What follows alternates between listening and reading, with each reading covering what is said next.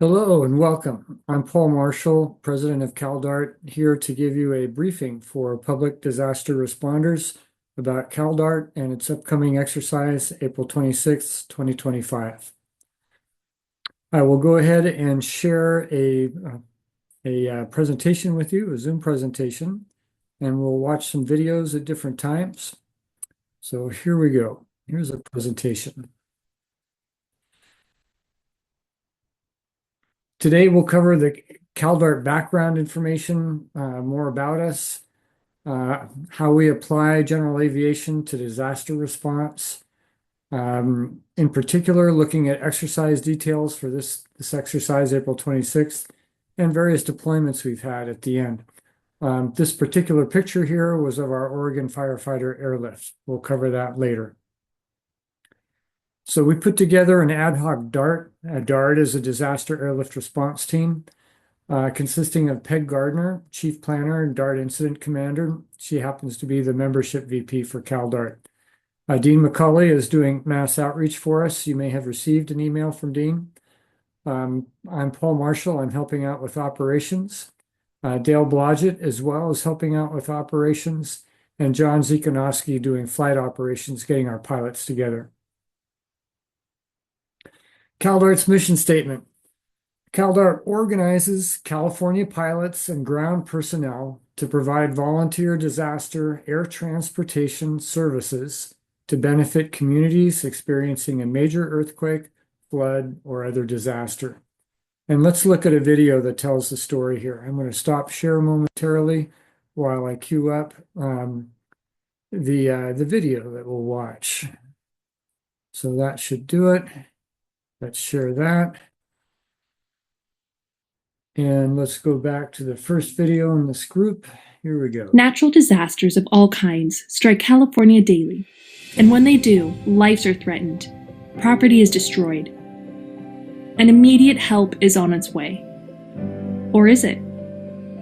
Emergency officials say that in any disaster, you're on your own for the first 72 hours, and life-sustaining supplies, shelter, and hope are essential to survival. When a disaster strikes, CalDART flies into action by providing life-saving services on a moment's notice.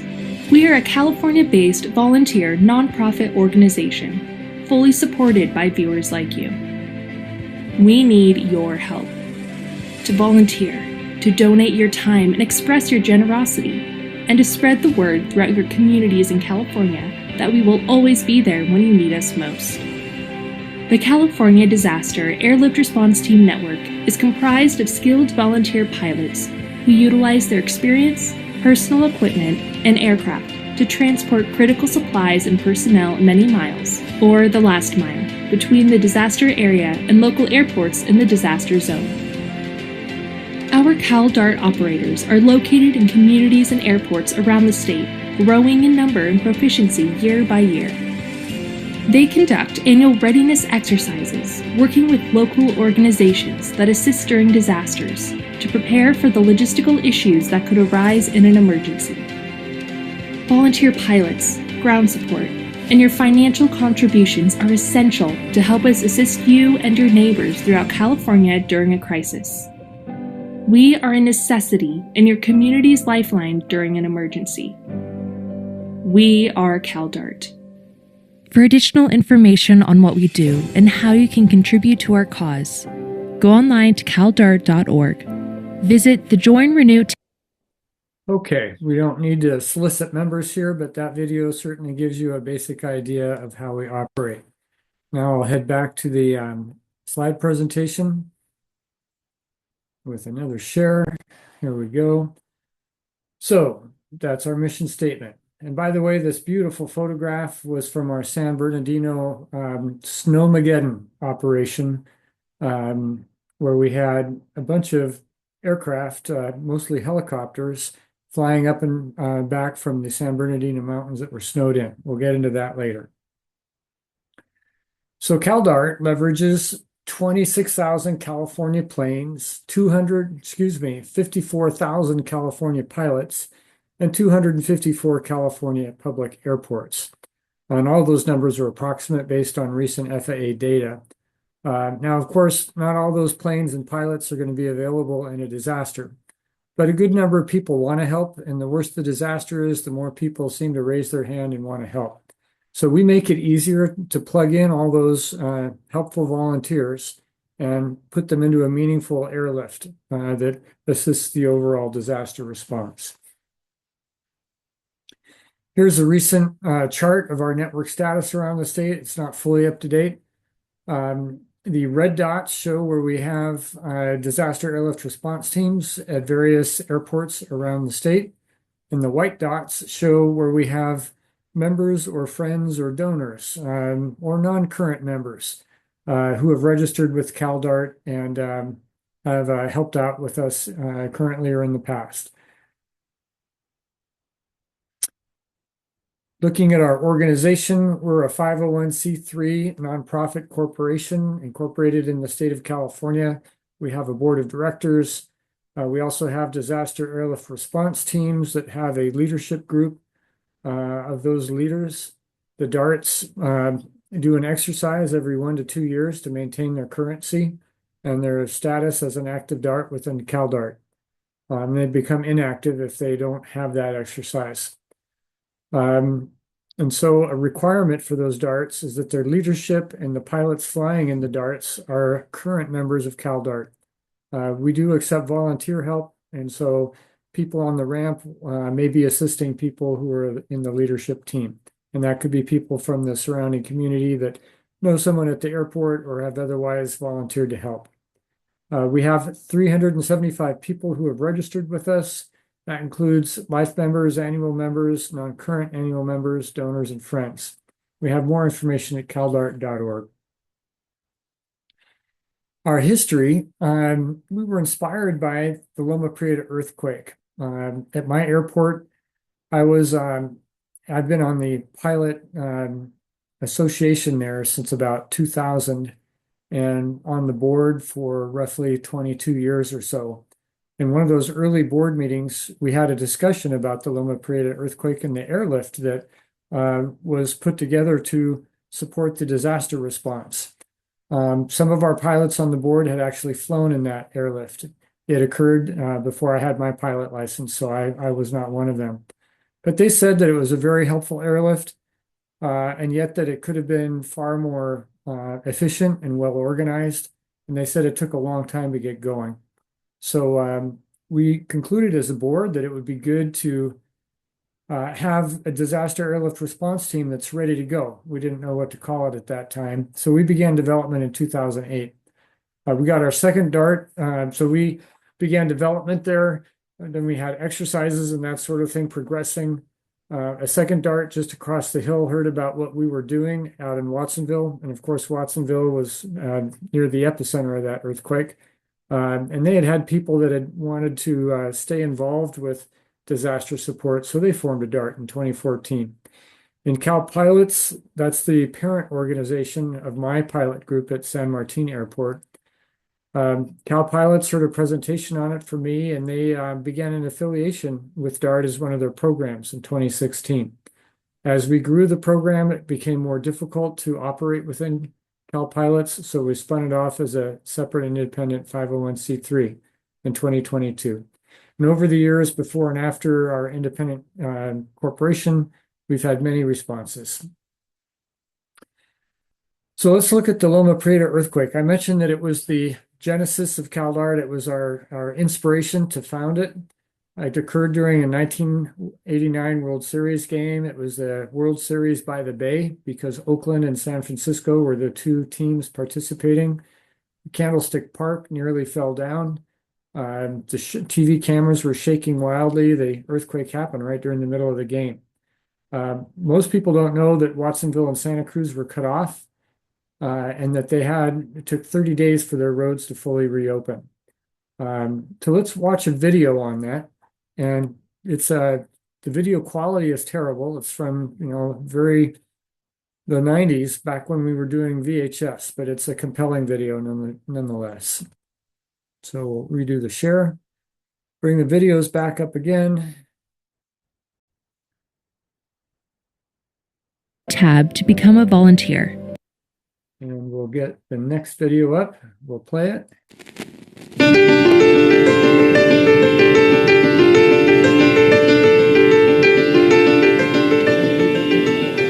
On Tuesday, October 17, 1989, the Loma Prieta earthquake was felt from Los Angeles to the Oregon border. The cities of Santa Cruz and Watsonville, each only about 10 miles from the epicenter, sustained heavy damage as collapsing buildings killed 5 people.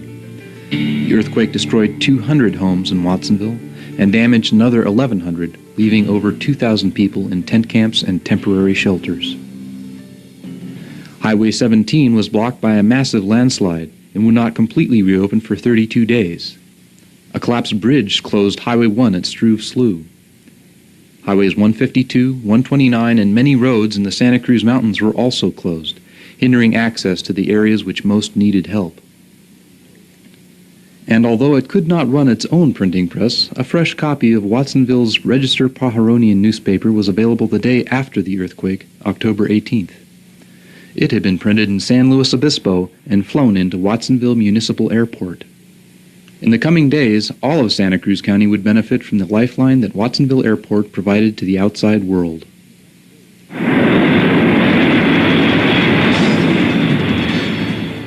Within 20 hours after the earthquake, military C-130 aircraft delivered a crew of Federal Emergency Management Agency personnel who would inspect and red tag unsafe structures and evaluate the extent of the earthquake damage.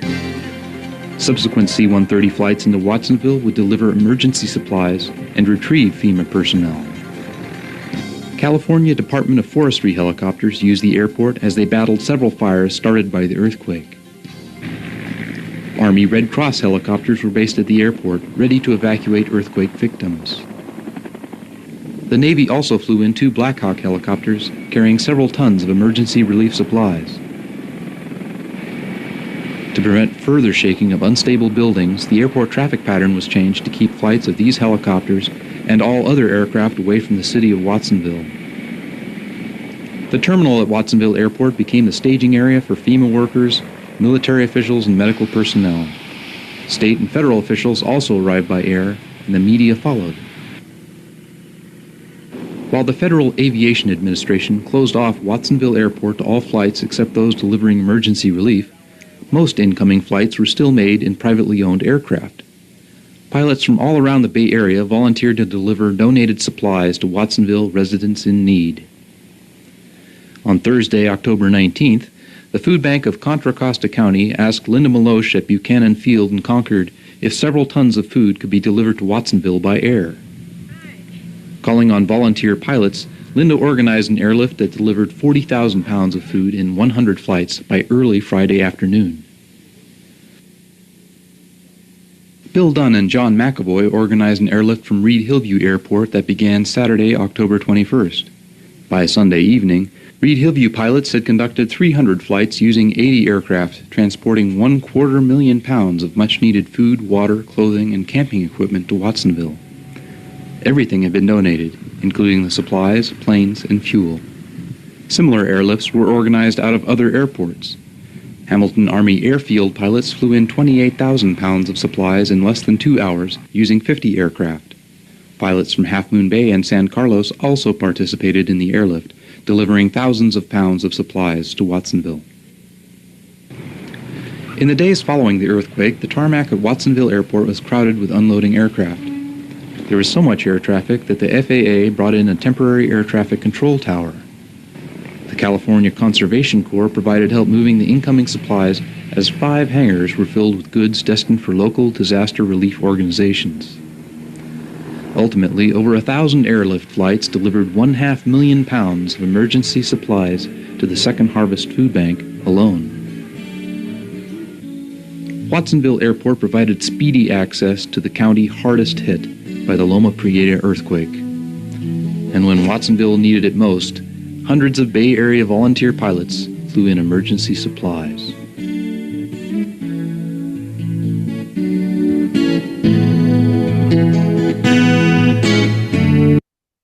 Okay, so that's the Lifeline movie by Arlo Reeves. Really well done, even if the video could use a little bit of updating.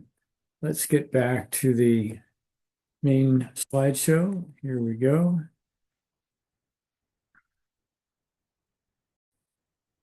Okay, there we go. So that's the Loma Prieta earthquake. So now let's talk about how a DART adds value in disaster. And this picture is a really good summary of it.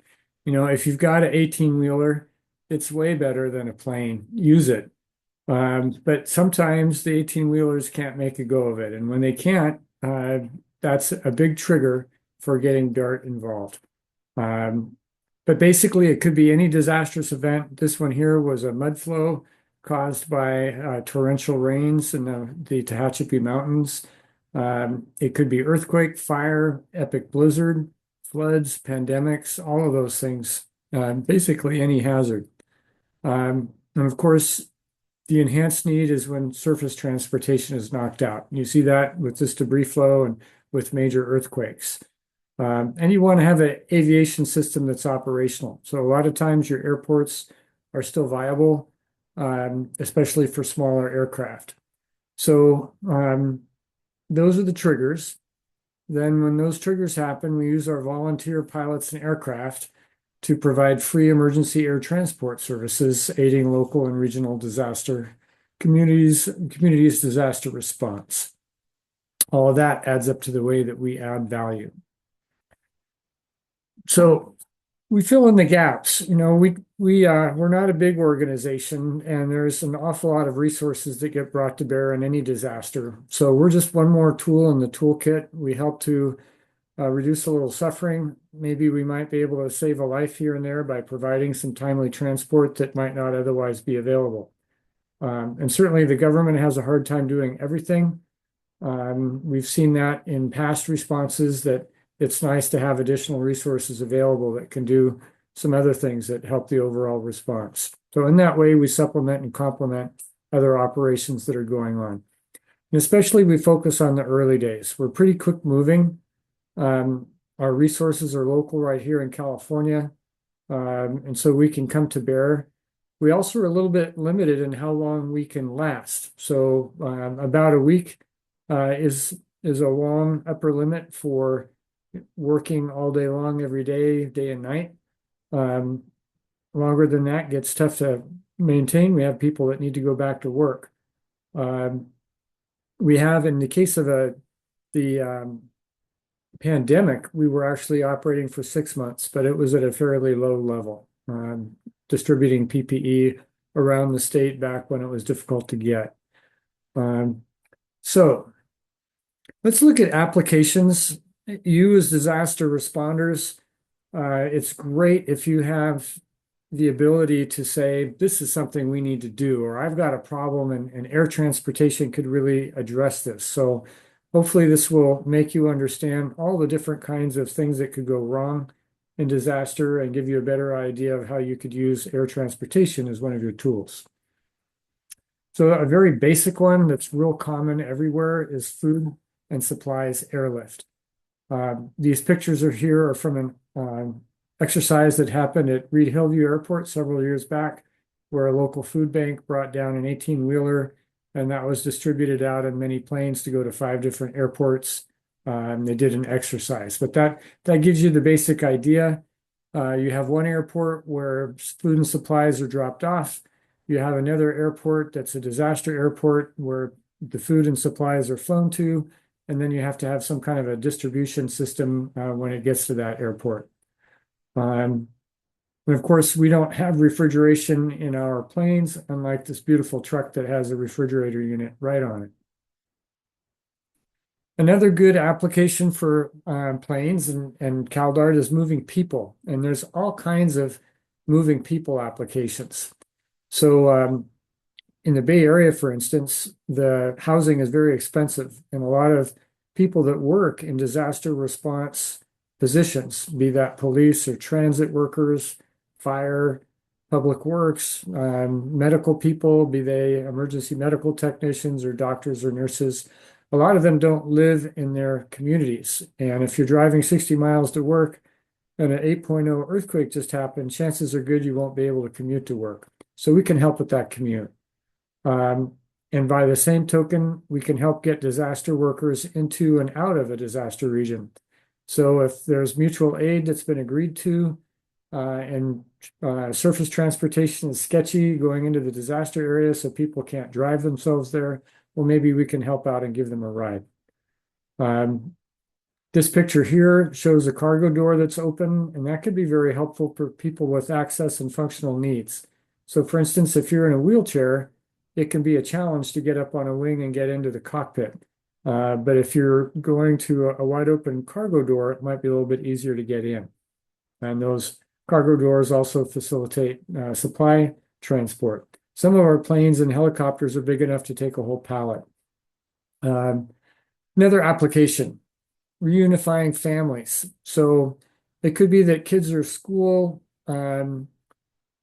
parents are at work, and home is somewhere else. So you have a little triangle of where people are. And sometimes they can't get back home after the disaster strikes for one reason or another. And air travel might help them bridge from one airport to another and get them a lot closer to home.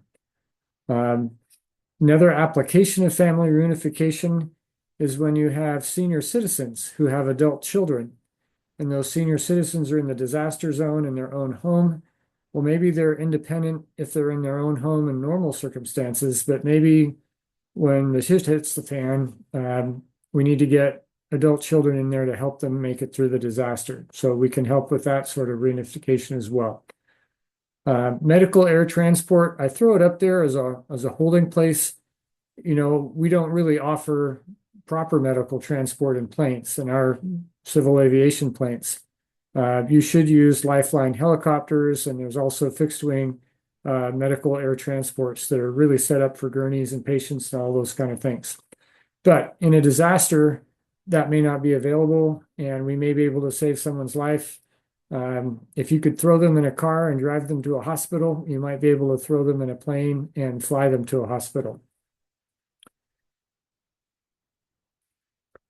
Let's talk a little bit more about evacuations. So in general, most people try to stay in the disaster zone. So you bring in food, you bring in clean water or the ability to provide clean water through filters. And you bring in shelter if it's needed, and by golly, they can stay there. But there's going to be a smaller subset of people who are fragile. Examples would be people who need daily chemo treatments or people who are on dialysis. You know, a dialysis person will die if they don't get clean water and electricity and their clean supplies, and they don't get dialyzed after a week, they'll be dead. Beyond that, it could be seniors living in managed living centers. So assisted living, independent living, there's lots of different names for it. But if they don't have their people showing up to work to help out and cook the food, change the beds, doing whatever is needed, those seniors may not be able to stay. And it could be as simple as not having electricity to run the air conditioner. So we can help get those senior citizens out. And finally, at my home airport, we have a shelter right across the street from the airport. In disaster, if the disaster were to be at my home and that shelter were overflowing, easy to send people across the street to the airport and fly them out to a distant shelter where arrangements could be made to put them up.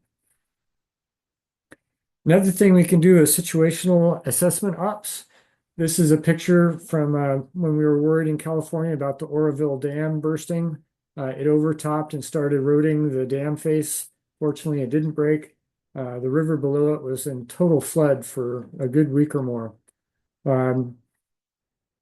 So we got some pictures that aided the response. Now, having said that, we don't do this job nearly as well as Civil Air Patrol. So if you've got access to Civil Air Patrol, by all the means, use them. They have better photography equipment. They can do communications, relay using air as a repeater. They can do all kinds of good things. They don't do bulk transport like we do, but they're useful in a lot of ways. So that's applications that can use the airports. Now let's talk about the airports themselves. You know, we have airports all over the state. Let's think about how we can use them as an integrated system, and how the different applications come together to serve different needs. So I've used the word topologies. Here's the simplest topology. It's so simple I don't even bother to show the airports. But that truck that you see that was stuck in the mud, it was taking supplies between Tehachapi and Mojave. And those pilots on the left suddenly pressed themselves into service. They were asked for assistance by their neighbors, and they got another 5 or so airplanes in the area to assist. And they got an air bridge going between Mojave and Tehachapi so that people could get on with their lives while the road was cleaned up. And it did take a while to clear off 53,000 dump trucks worth of mud. But the pilots involved with this said it was some of the most meaningful flying in their lives. Now here's a little bit more complicated topology, so I diagram it. And this is the one that was used in Loma Prieta earthquake response, 1989. So we have Hamilton Air Force, Army Air Force Base, which was later closed, unfortunately. Concord Buchanan, Half Moon Bay, San Jose Reed Hillview, all flying, oh, and don't forget San Carlos, all flying supplies to Watsonville. And this is my airport, also really close to that epicenter, and that made a big impact on me as well. The pilots at my airport that assisted didn't fly directly from my airport. They went up to San Jose Reed Hillview and helped out from there with that airlift. So this is a many to one air bridge. Now, if you had a massive disaster, think 8.0 earthquake in the Bay Area or in the Los Angeles area, you might need a whole lot of capacity. And so a way to maximize your capacity is to dedicate one supplier airport with one receiver airport, and you set up air bridges in between all of them. And that helps you move the most goods possible from a serving zone into a disaster zone. And by the same token, it gets those people out. That requires a lot of logistical support because you've got to have ground logistics at each of those hubs, both on the serving side and on the receiving side. But that's how you would do it.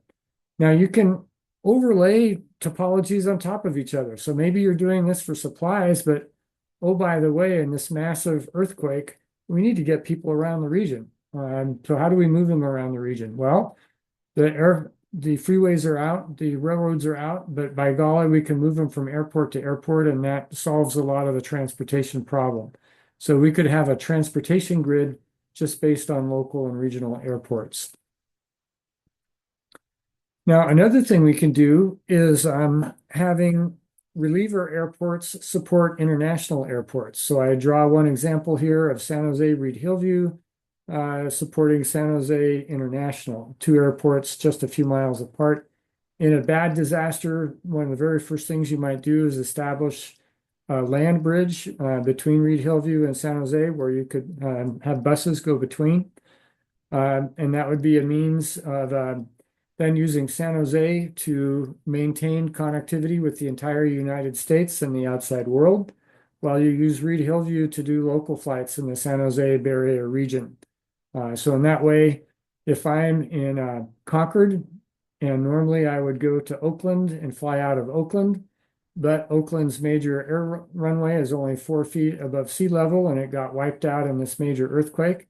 And oh, by the way, San Francisco's airport was also not even 10 feet off the water. So both of those are out. Well, now San Jose is my only option.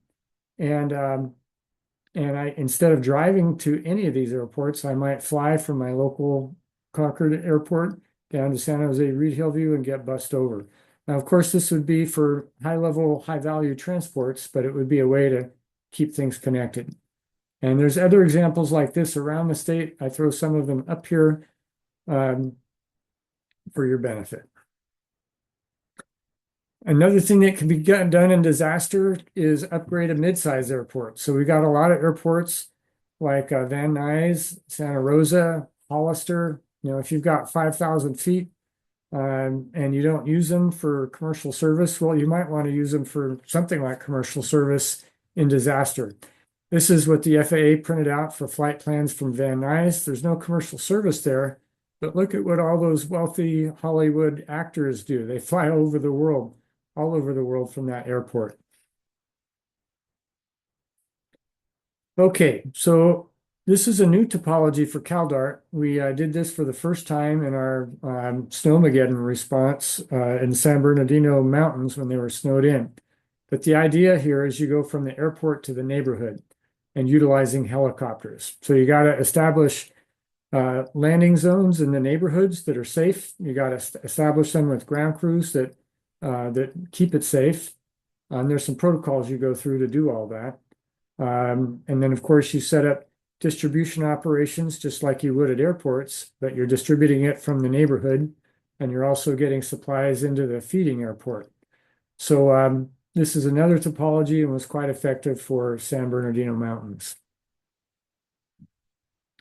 So that's topologies and applications. Now let's move on to how CalDART works. So it starts off with our flights. We operate in accordance with FAA Part 91 regulations. Those are for private flights. It's the lowest denominator in FAA, least amount of regulation, and a higher risk level because the pilots and the aircraft are not subjected to the same level of scrutiny that they are for commercial operations.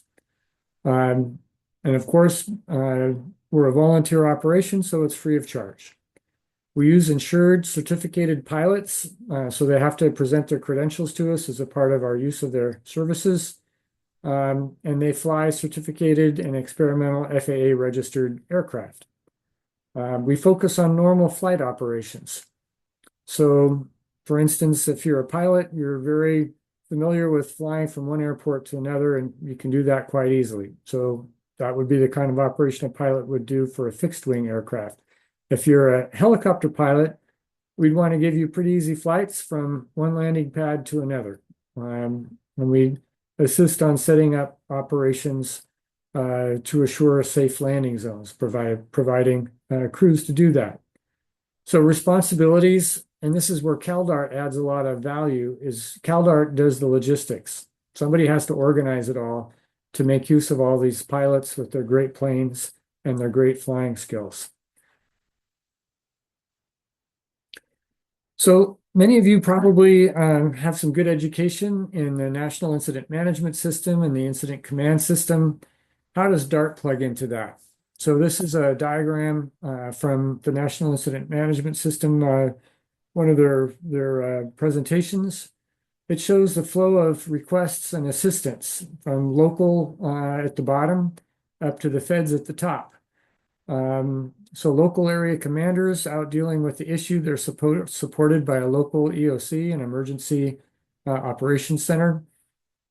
And that emergency operations center gets supplies and capabilities that the commanders need. So maybe they need more people, maybe they need more fire engines, whatever it is that they need.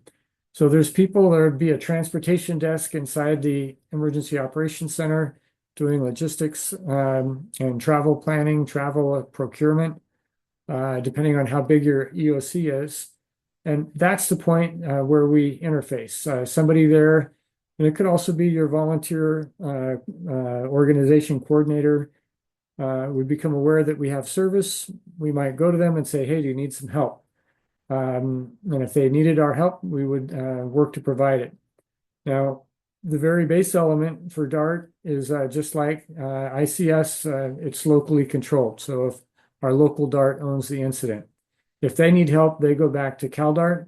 If CalDART needs help, we go back to the various public benefit flying organizations that are offered and tracked through the Air Care Alliance.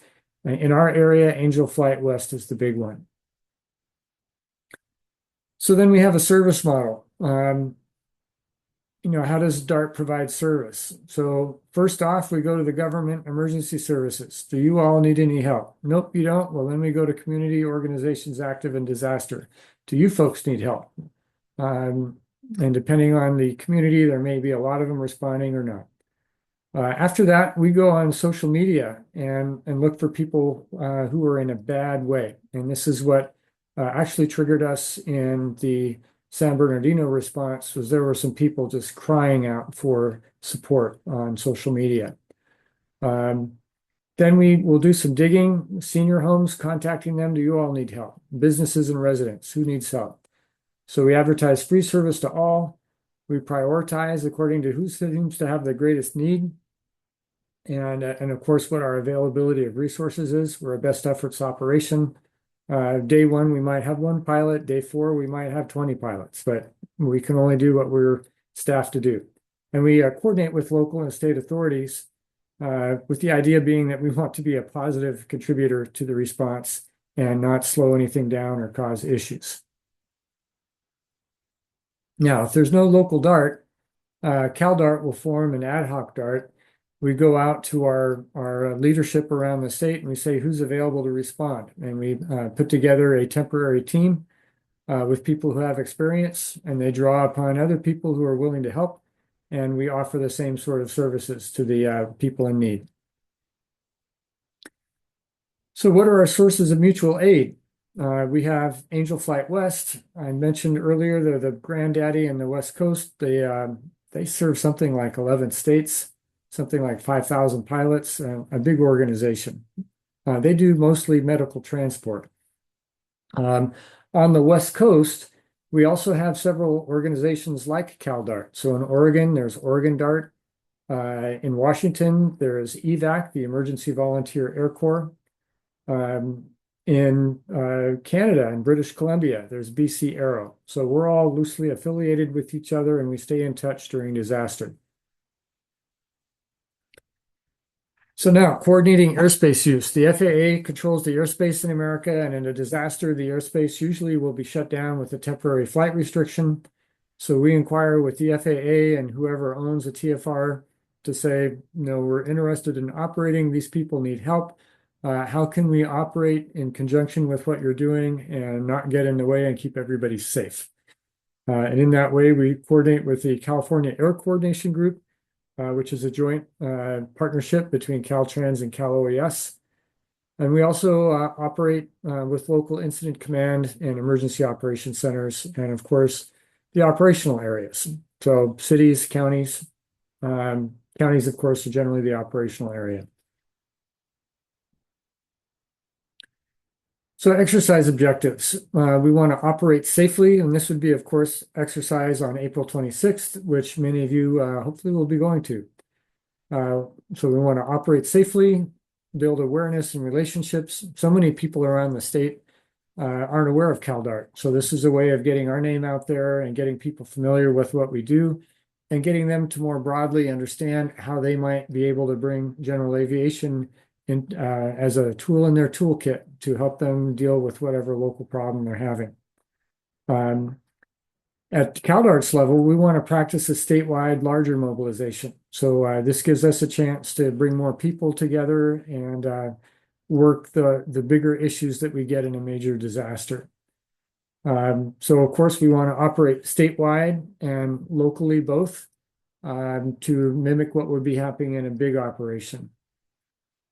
Now, won't be good if not everybody's happy, so we hope you all have a fun time. And bless Peg Gardner, this year she thought of a great idea that our disaster supplies we would all transport and bring to the airport to be transported would be cookies, so we can have a cookie exchange.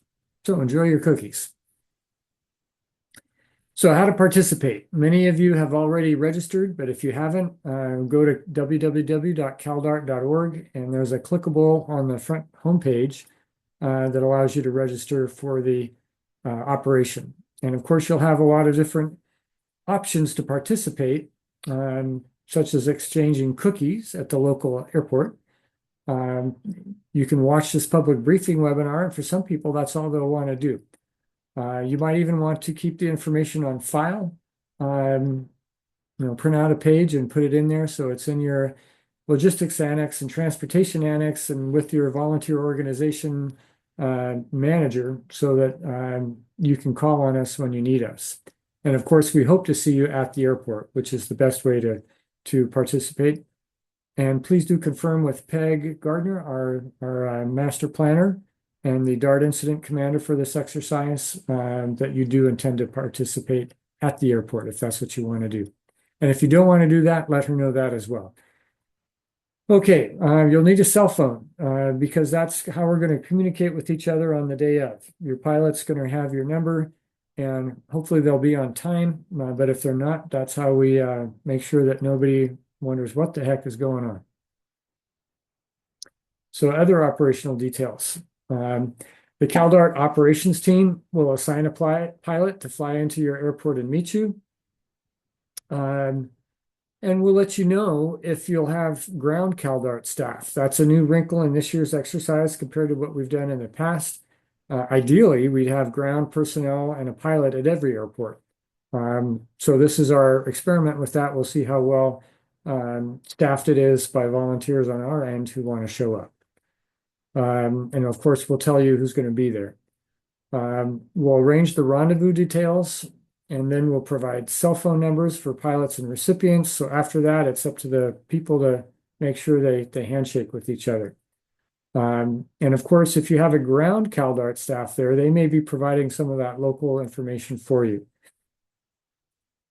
So now, pilots, their job will be to communicate their initial scheduled arrival time and to update that if it changes. And of course, they'll be texting with our operations center to let us know they've taken off and come home. Most importantly, come home safely.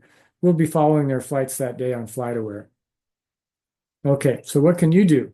I've mentioned already that you can register, and in fact, we've already done this slide. And how can you contact us? Contact customer service at caldart.org. And of course, that's government agencies, community organizations, volunteer organizations, active in disaster, and just citizens. If they want to participate, you can all contact us. You'll get the phone number of the person who sent you your registration confirmation. And you should also know that we have a duty officer available at 408-713-0646. Now, a little bit about ramp safety for all of you who will be going to the airport. So first slide. And you'll notice on this particular slide that that's a busy ramp, and that's in a place where accidents can happen. So the plane on the right is ready to start up, and he's probably holding off starting until he gets a clear taxiway in front of him to get out of the ramp. The rest of the people look like they're loading planes on the left there out at the end. So ramp is where you might expect to operate, and that's the near part. The farther surfaces away that are darker gray, that's taxiways and runways. And by no means get close to that unless you're inside a plane piloted by a certificated pilot. And certainly don't get your car out there. It may be possible that your car can get on the ramp. If so, don't go any farther than just the airplane parking. One final thought is propellers kill. So of course, stay away from them. And when you're paying attention to the propeller and staying away from it, that's good. Also, don't get hit by the wing, because the wing will be a long way away from the propeller. If you're used to working around cars, you don't have to be that far away from a car to be out of the way. And one other thought, and I've seen this happen. Airplanes make a lot of noise when they're running. So if you got a plane in front of you and you start backing away from it because its propeller is moving, so you know you don't want to be in front of it, be careful where you're backing up to. I've seen people backing away from one plane with a moving propeller and backing into another plane they don't even know is there. Fortunately, they figured it out, but let's not be the one that didn't figure it out. Next up, ramp safety, number 2. Here we have a helicopter. You can only approach helicopters from the front. If that helicopter rotor is moving, you can only approach it when the pilot has given you a visual cue to come on in. And the reason for that is that rotor is on a gimbal that can tilt it, and it could hit you in the head, which of course we wouldn't want. That would kill you quickly. Now, the other reason that you approach the helicopter only from the front is that they have very dangerous tail rotors in the rear. And if you approach from the rear, the helicopter pilot may not even know you're there. And if he swings that tail into you, it's so long, Charlie. So that's why you only approach the helicopter from the front. And the final word on safety. Sometimes children are at the airport. If you bring a child, put that child on a leash. Children running around airport can be real safety hazards. So be sure that that you do that yourself. And if you see any children there, feel free to walk over and remind the child and the parent in charge of them that safety is a real concern for young children. So now we'll get on to some of our recent deployments, some more fun stuff. These are photos from our last large deployment. It was in the San Bernardino Mountains in 2023, end of February, beginning of March. People were snowed in up there up to 3 weeks. Ron Levick in the safety vest on the left side here from San Diego. He was with this Los Angeles County Sheriff's Department and spent a lot of time in helicopters, rappelling out of them and doing that sort of thing. He was the on-site commander, and he was had this fellow here on day 2 that came in to fly supplies up to a local heliport on the Mountain Community Hospital. So that was how we got started. This fellow in the middle, Micah, near you, with they both have reflective glasses. He lived up on the mountain. He's a helicopter pilot. He didn't have a big fancy turbine helicopter like the one on the left and right, but he's very familiar with the mountain. So he was giving all of our pilots their introductory ride so that they would understand, where things were, what the hazards were, and they could operate safely and efficiently in that local terrain. On the right, we were moving a large pallet of stuff out to the airport and loading up that that helicopter for another trip up the hill. And now we get to watch some fun videos. This is a video from Heavy Dave. He came all the way out from Salt Lake City, and he describes the tragedy that was unfolding and the trauma and the terror up on the mountain. Describes it really, really well. Here we go. An emergency closure order has been issued for the San Bernardino National Forest. Trapping people in their cabins, shutting down almost all the roads. The mountains were buried in up to 10 feet of snow. And grocery stores are closed after the roof collapsed at one of them. We're frustrated because we feel like you're out on an island and there's nobody there. It saddens me that we're in this dilemma. It really is. It sucks. It just sucks. People are frustrated. We need help. This is not a joke. People are trapped in their homes. They cannot get medicine. This is far beyond us, and we need help. We're going to see the mud flows. We're going to see the rock slides. Driving is impossible, and it's been this way for more than a week. 12 days now. It's hard to get food. We've been stuck here for 2 weeks. 18 days. 14 or 15, I've lost track. I don't even know anymore. Conditions are still life-threatening. There are 500 emergency responders, but those who live here say that is still not enough.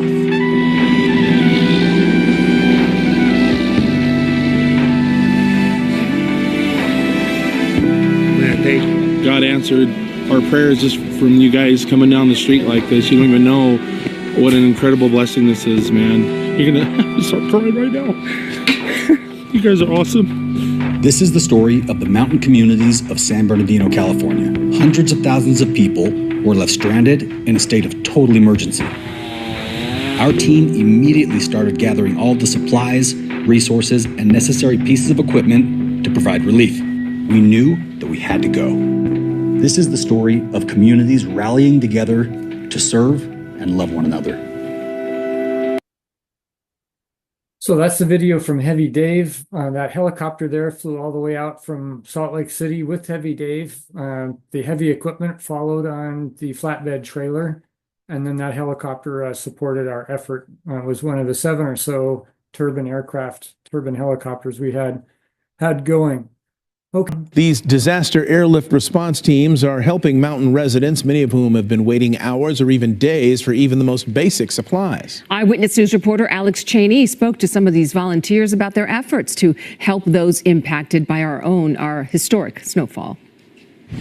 Loaded this helicopter up for him. Got a bunch of donations. Wes Klein took this video the moment his helicopter touched down in Green Valley Lake with life-saving supplies like food and medicine. When you're trapped in your house, I'm assuming, with 8 feet of snow and you haven't been outside for 10 days and you're running low on supplies, you just want somebody to know you're there and come out there and give you some support. Wes Klein is a volunteer helicopter pilot for CalDART, a nonprofit that provides airborne disaster relief missions throughout California. Since last Thursday, they've made several trips into various San Bernardino and Riverside County mountain towns, flying over shut down and impassable roads to deliver much-needed supplies in minutes instead of hours. We can depart here and be on the pad in 15 minutes. And when you have critical needs right where you need it, you can't do any better than that. Wes says the reaction from the mountain communities he serves makes it all worth it. They were so stoked when I landed there. They were just like, like just somebody that actually cares, that's not government, is not being paid to come do this. I'm just doing this because out of my own volition that I enjoy doing it. DART will continue to bring supplies into the mountains for weeks to come. This community up there has absolutely been amazing. They've stepped up. They've really, really worked together. This is probably the best operation I've been on in 52 years. So that just goes to show you that all these CalDART folks, they really care about the communities where they bring those supplies, and they told me that they are ready and able to go when called upon over the next few weeks. Reporting from the San Bernardino Airport, I'm Alex Cheney, ABC 7 Eyewitness News. And there you have San Bernardino Mountain. Now let's dig into the San Bernardino Mountain response a little bit. So February 28th, I got a call from Sky Terry. He's an associate of ours up in Washington State.